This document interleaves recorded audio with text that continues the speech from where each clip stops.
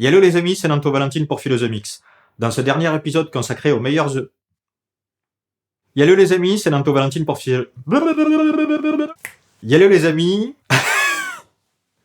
Hello les amis, c'est Nanto Valentine pour Philosomix. Dans ce dernier épisode consacré aux meilleurs plugins gratuits, nous allons voir des outils qui ne traitent pas directement le son, mais qui vont vous faciliter la vie lors du mixage ou du mastering ou des trucs comme ça. Mais avant ça, autopromo. Abonne-toi. Active la cloche. Pouce bleu. Partage.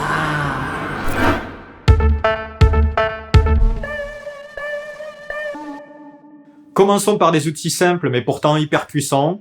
La Gain Suite du génial développeur français Blue Cat Audio. Sur le papier, si on fait pas gaffe, ça fait pas grand chose d'extraordinaire, hein. Ça permet juste d'ajuster le gain. Sauf qu'il y a un twist. En fait, il est possible de grouper plusieurs instances entre elles, et ça de façon relative ou inverse. Donc ça peut être vraiment hyper utile. Par exemple, pour des compresseurs à seuil fixe, ça permet d'augmenter le gain en entrée, mais de diminuer en même temps, avec une deuxième instance, le gain en sortie. Bref, ça a l'air tout bête, mais ça tue, et c'est hyper simple à utiliser. Au passage, profitez-en pour regarder tous les outils gratuits de la marque, parce qu'il y a vraiment de quoi faire, c'est vraiment de la bonne qualité, et puis jetez aussi un œil par curiosité aux plugins payants, parce que là aussi c'est du bon.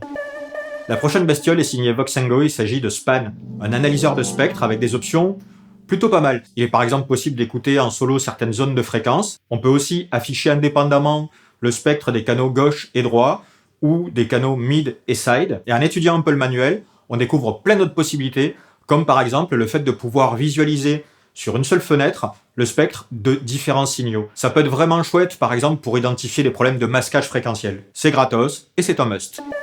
On enchaîne avec le Flux Stereo Tool, un outil qui, comme son nom l'indique, permet d'analyser la stéréo de votre signal.